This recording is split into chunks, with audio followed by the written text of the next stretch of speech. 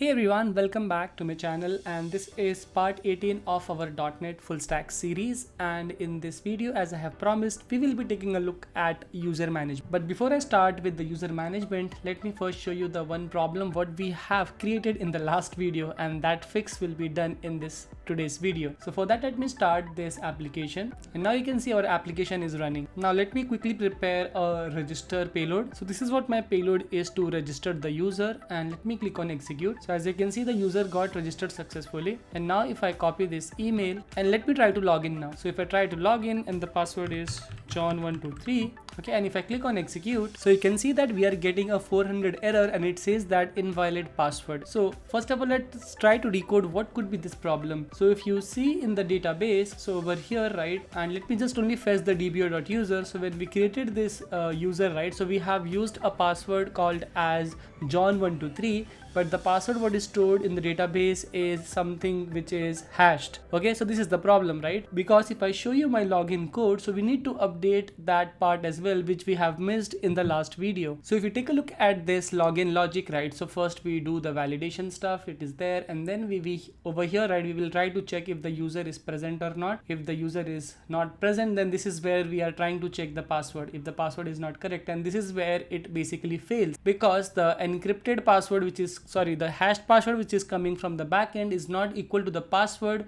what user is trying to send.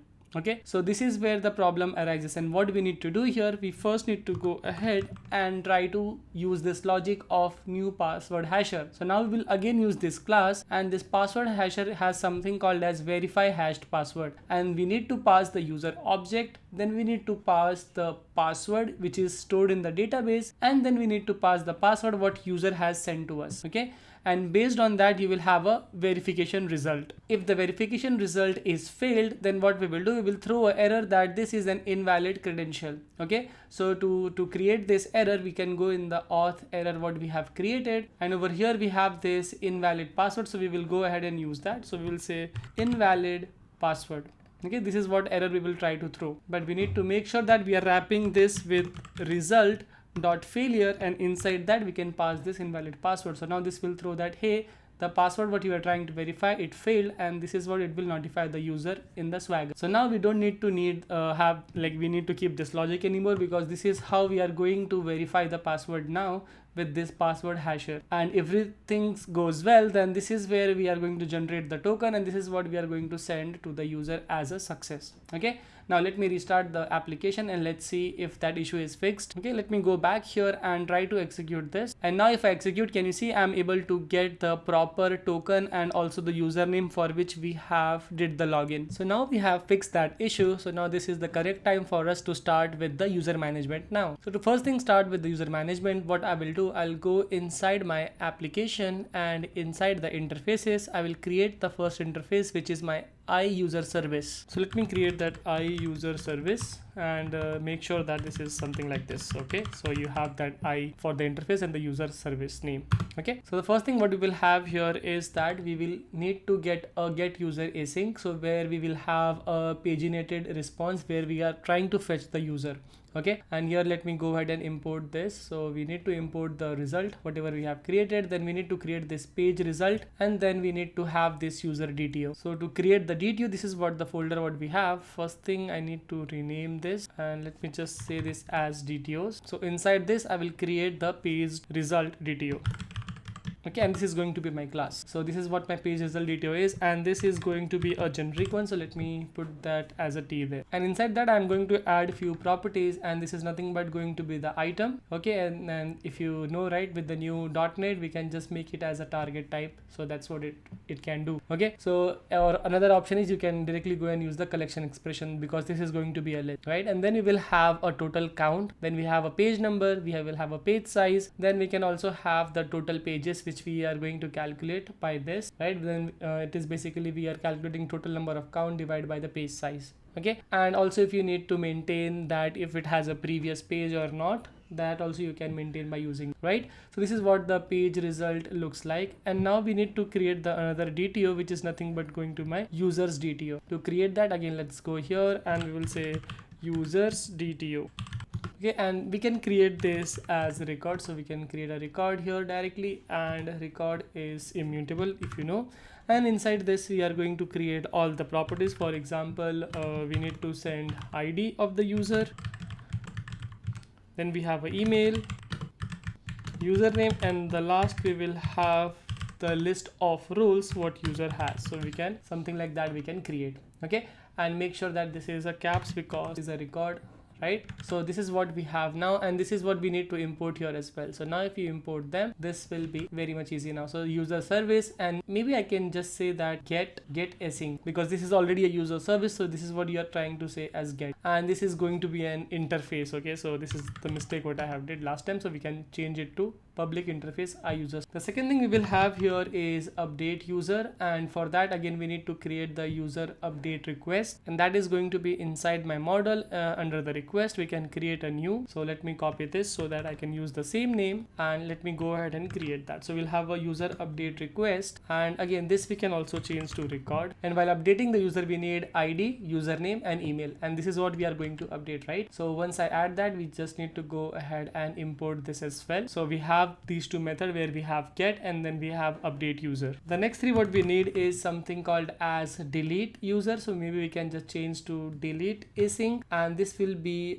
get by ID async. So we can remove this user everywhere because this is a user service, that's why. So we need to also create this user details DTO, and maybe we can just go here and directly say here as user DTO. Okay, so this is something similar, right? Maybe we can change that to array in the future.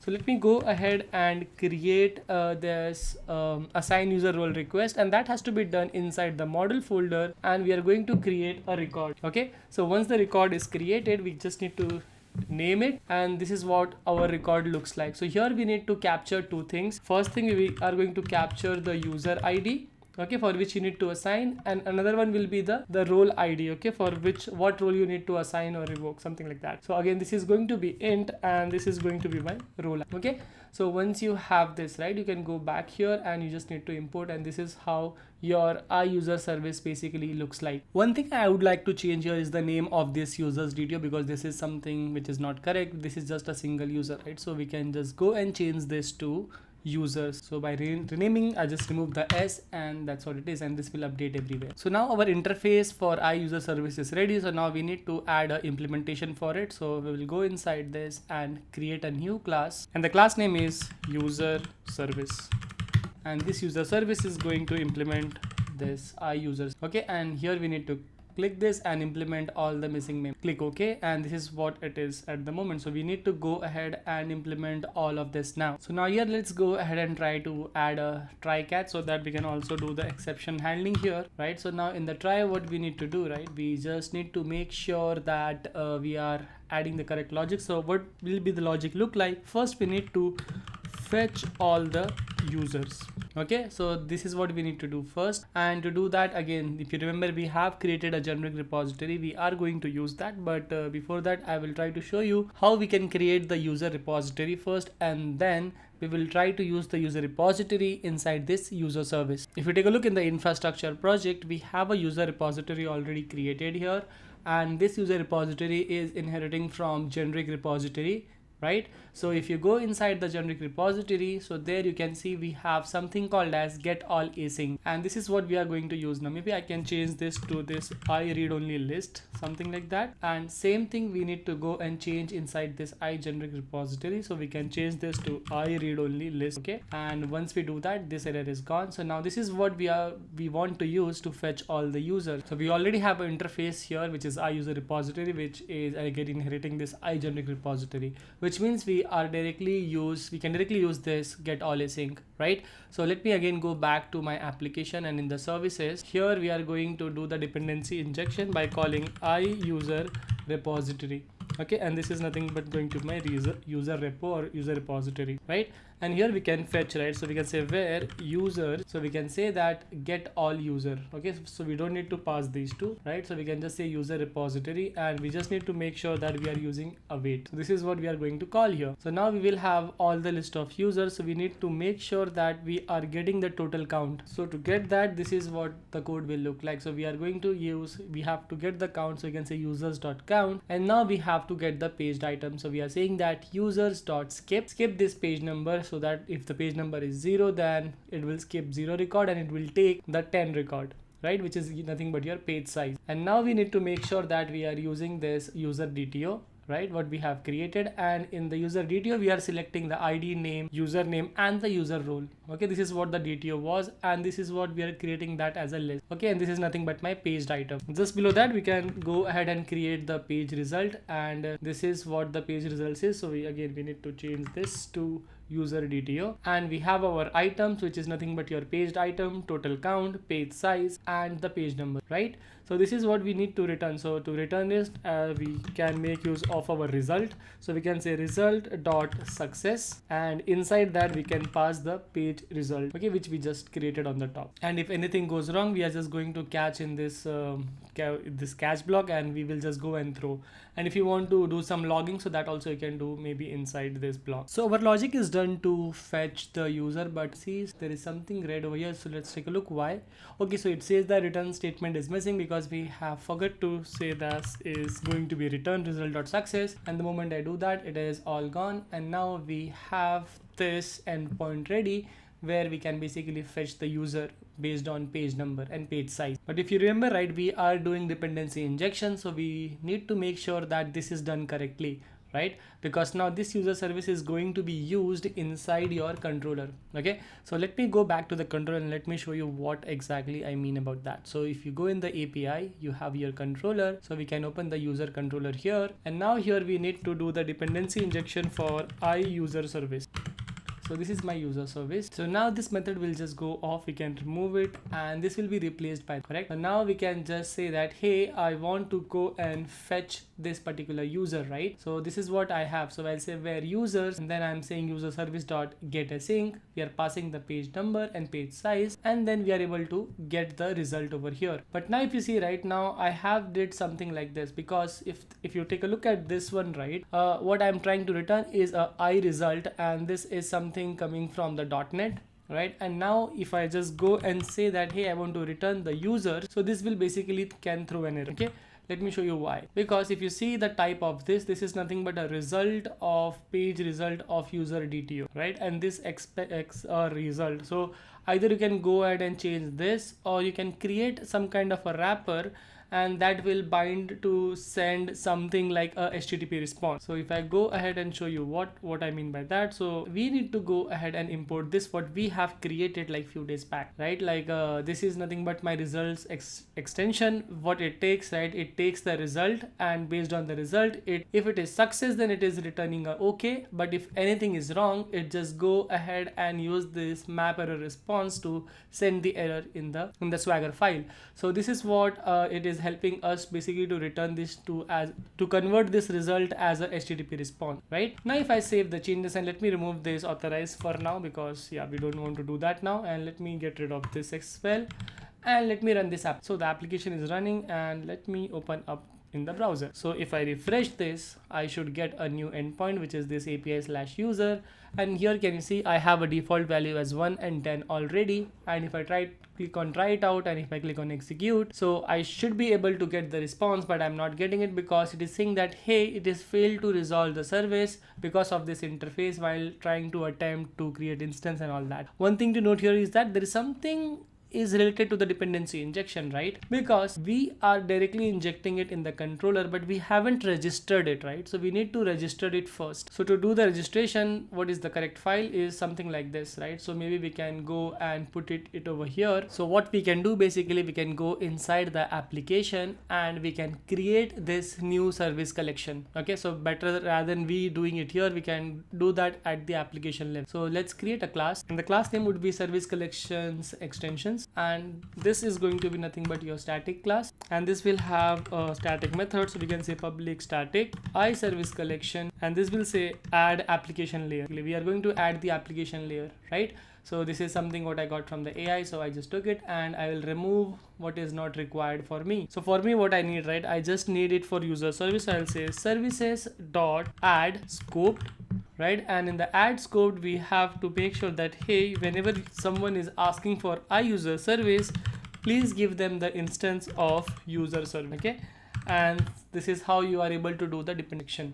Now what we need to do, right, as we have created this inside the application level, we need to register it in the program level, which is my program.cs file. So over here, right, what I can say, so I think this has already been added, so I'm not sure why it was not showing. So if I go back, okay, I did a small mistake. That file was already existing, so we don't need to do that. So we just have to do the same logic over here. So we can say services dot add scoped, or rather what I'll do, right, let me grab this and put it over here. Okay, and we can safely delete this file. Sorry guys, I just forgot because I'm doing this after so long, so I was not aware that we already have this file. So once we do that, right, now we just need to restart our application again, and once the application restarted, now again we can click on execute, and now we should be able to get the response. Can you see now we are getting the values, and inside that we have the items, and the items has all the list of users. And if you see, it is also giving us some additional what we say response, like total count, the page number, page size, total pages, has previous or has next, and everything,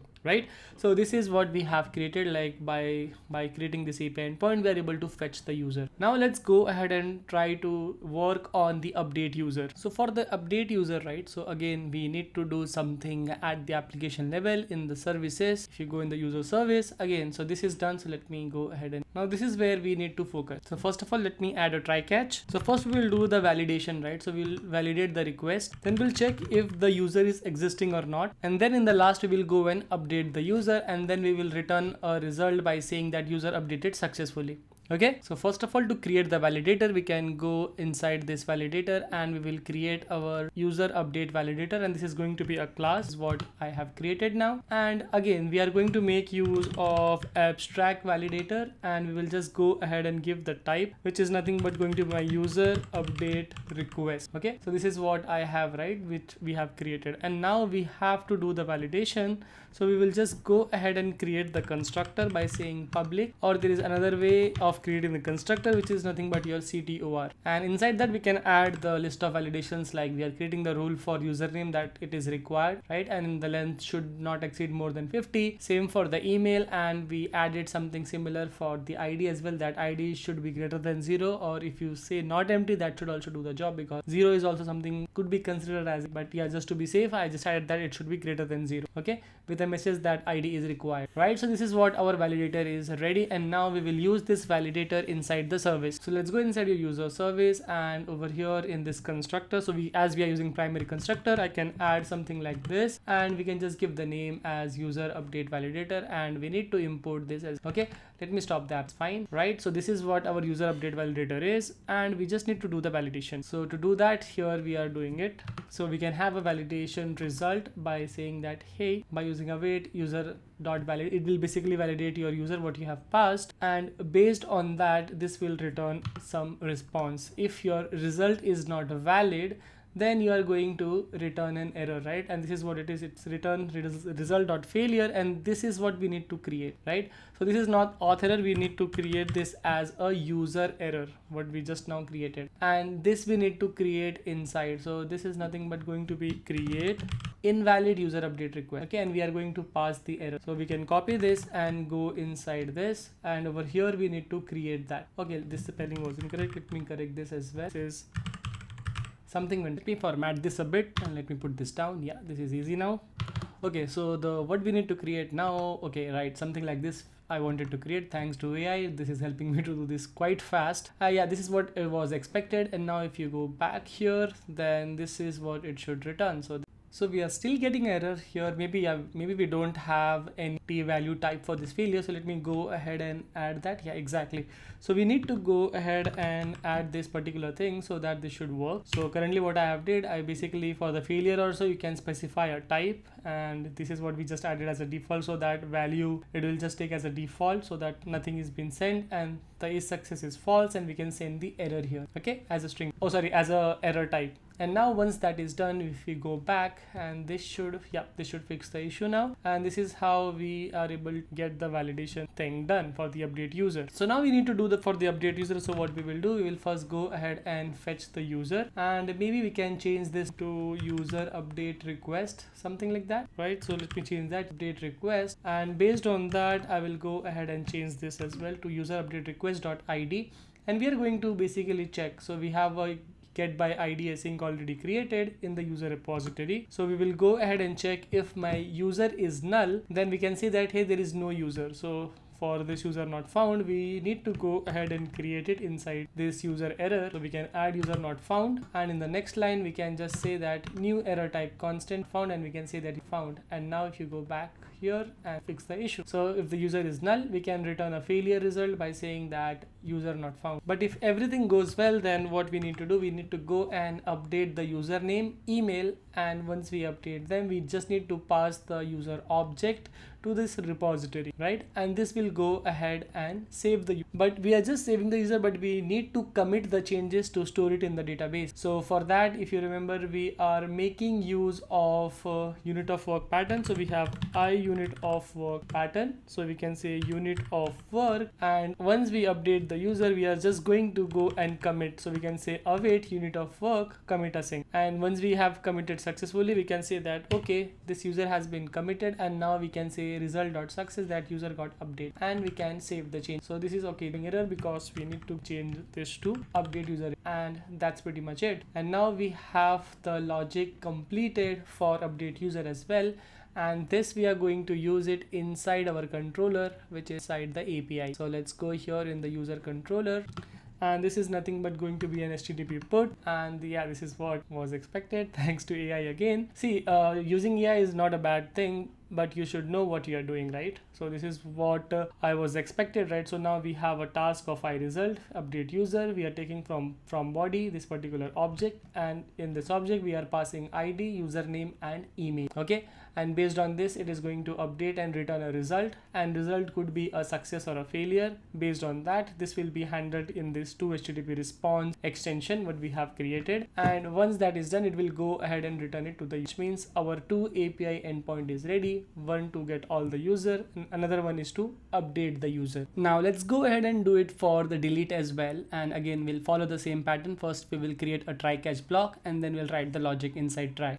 So here I have my try and catch, and over here first we need to first check if the user exists or not. So this is what we are going to check, and if the user is null, then we are going to return a failure by saying user not found, and if the user exists, then we are going to go ahead and delete it, and then we will go and commit the changes, and then we will return a result success by saying that user deleted successfully. Now the service code is ready. Now this we need to go ahead in the controller, and we need to add this one as well. So let me just go here, and we have to do HTTP delete, and in this HTTP delete we are going to just call this service, right, user service dot delete service, and then we will return the response. And over here, right, this is what we are going to take it from the HTTP delete param, right? So we need to pass it something like this over here, like we will have our ID, okay, and this ID we are passing it over here, right, and this ID we will pass to delete the user, right? You see the implementation, this is what we have. This ID we will first get, and then we are going to delete it. So this is what the delete will look like. Now let's focus on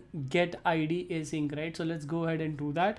Again, the same pattern, we will have the try and catch, and just in the bottom we will start to create something similar here. So this is what we will do. If the user is null, we will say that user not found. If everything goes okay, then we will return the success response. If you just want to make this more explicit, so you can say where user, and then you can create this new record what you just saw on the top, me all of this till here, and then we can put it something like this. So this is what the code was look like, and this is what you are going to return now if somebody asks for get user by ID, okay? We can tell this as user details so that we are not breaking this, and then this will again go, and we need to write it as user details.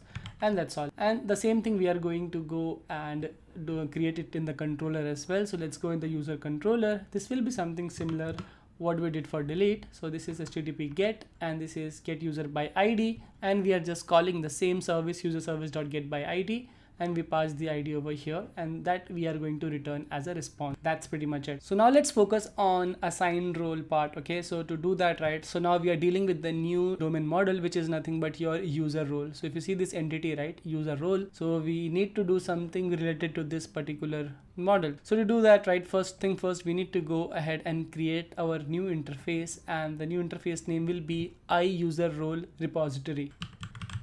Right, so once this repository is here, so we need to see what all things we required here. So inside this we will have these three methods: add user role, remove user role, and user has role. So maybe here we can also remove this user, because anyway the repository name is already user. So maybe we can remove this, and then maybe for this one we can just keep it as has role. That's all. So we can remove this user. Okay, just to keep it more explicit, right? So we have user role, add async, remove async, and has role async. And here we have a parameter as user ID and role ID. Now we have to create the implementation. So the implementation will basically sit inside the infrastructure project. So you can go inside the persistence in the repositories. Let's go ahead and create that. So to create it, I'll just go and copy the name. See on the top, right click on this and create a class. The class name is user role repository, and here you just need to implement this user role repository, right, which is coming from domain interface. And now you have to go and implement all, right? So as this is a repository, then we will be dealing with the DB context. So if you go here, we have already have this blog DB context, right? So we are going to use the same here as well. So this is nothing but our blog DB context, which we will be using. You just need to go ahead and import this. So import that, and yeah, that's pretty much. Now we have to write logic so that we can add a user to the DB, remove the user,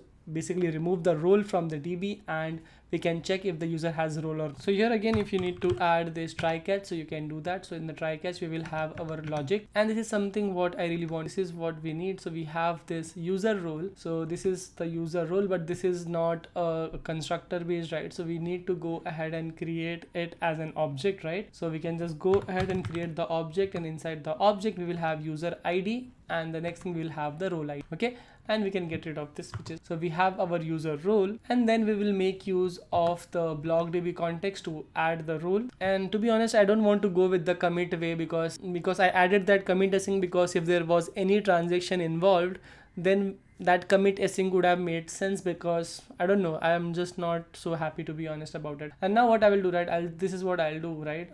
Maybe if the save changes async happens, what we can do, we can basically go and check if this is greater than 0, because if the save happened, then this will be greater than 0, and then based on that it will return the value. What we can do, we can basically store it as a result, and in the result we can store this, and if you hover on this, this is nothing but a boolean, and this boolean we just go and return it, so that we can say, hey, the task, this particular role was added. So this is okay. If this is non-zero, right, so if this is done. If this is something less to 0, then which means something got failed, and this will return as false. Okay, and if there is any exception, so we are handling it inside this catch block. Now same thing we have to do with the user remove role, like to remove the role, right? So we can remove this, we can add a try catch again, and let me just go ahead and write the logic for this. Anyway, AI is again helping me quite well, I would say, right? So this is my first or default async. So this is breaking, so I need to import it from the entity framework. Can you see on the top it got added, and this is not a good way, like this, and this should be in the bottom. Yeah, so first or default, that's what I'm checking. So it will check for the user role, and if the role is null, then I will return false, or else I will go ahead and remove it, and once I removed, I'll just save the changes and I will return the result, which is nothing but going to be a boolean. Okay, now the last thing here is we have to check if the user has role or not. So to check this is very simple. What you just need to say, that user role first or default, but what I would say, right, rather than that, maybe we can make use of any async, and what this can do, right, this will basically return a boolean. So we can check if maybe is user has role, something like that, user has role, right? This is what we can check. If this logic matches, then we will go ahead and return that to the user. So we can just say return is user has role. That's all. Okay, and once you do this, right, so this method is also done. Again, for any exception you can put it over here. I'm not writing anything specifically like any logger or anything, but now you know the drill, right, what you need to do. So now my repository code is ready, and I just need to go ahead and implement them inside the user service so that we can add or assign the role here. Okay, so again, let's go ahead and add the try catch, and now we have to use those repository what we just now created. So what I will say, I user role repository, and we will just keep the name user role repository. Cool. Okay, I think I mistakenly removed the user update request validator. Let me add that. Yeah, format this a bit. Okay, we will fix all those problems later stage. Okay, let me sing. Yeah, so this is what I have to do something over here. So now I have a assigned role. So here this will basically check if user has a role, because that's what we have created in the repository. And if it has, then this will go ahead and say the failure, hey, the user already has a role. So we need to go and document our error inside user error what we have created. So let's go and do that. So we will public static. I don't know why every time it's giving me this is so good, but yeah, let me get rid of that. And now AI will help me survey validation error, and I can say user already has a role. Okay, and this I'm going to use it. Let's go back and we can just say that user already has a role. Okay, save the changes. And okay, if this is the case, right, or else what it will do, it will go ahead and add async. So user role repository dot add async, and you will pass the user ID and role. Cool. And based on that, if okay, so we don't need to do this, to be honest, like okay, because we are returning a string, that's why. So this will basically fail because we need to pass an error instance. So for that we need to again say user error, and maybe we just need to check if we have anything related to that user error dot anything with the failed. Maybe we need to create a new one. So let me just go ahead and do that. So again, let's go to the error, and we will document the next one, which is this, the public static common this failed to assign role. And then here we need to put a code, and then we'll say fail to assign error. But the only problem is, right here we have all this kind of error. So what we will do for this one, maybe I'll give a 500 error, which is making more sense here. So I'll say internal server error for sending 500, and I can say fail to assign the error. Sorry, fail to assign the role. And let's go back, and this will be quite okay now. So this is for assigning the role. What thing is missing if we want to remove the role, right? So that also we need to do now, but maybe we can do that after we create the controller. So let's go in the controller code and in the user role. So something over here, this is going to be my HTTP post, and this is assign role, and we are going to get it from body, and this is nothing but the assign role request where I have user ID and role ID. Okay.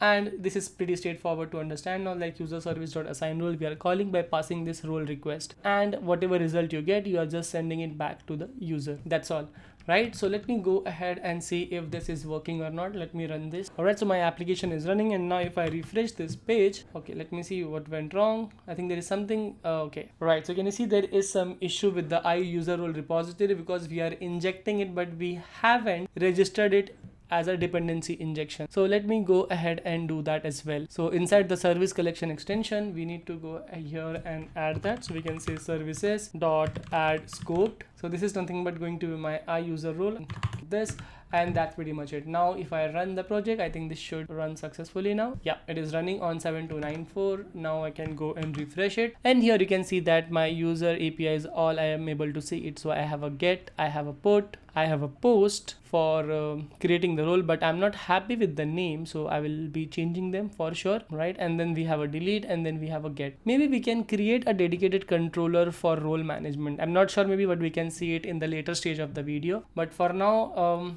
let me go ahead and change the API endpoint for that, so that the endpoint should really make sense, right? So let's go in the controller. So here you can see we have user controller, so we have API/user, but now I want to give this some name.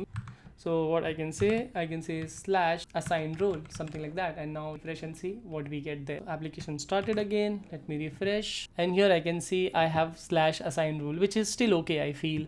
User slash assign role. But yeah, we have missed the API. Add the API.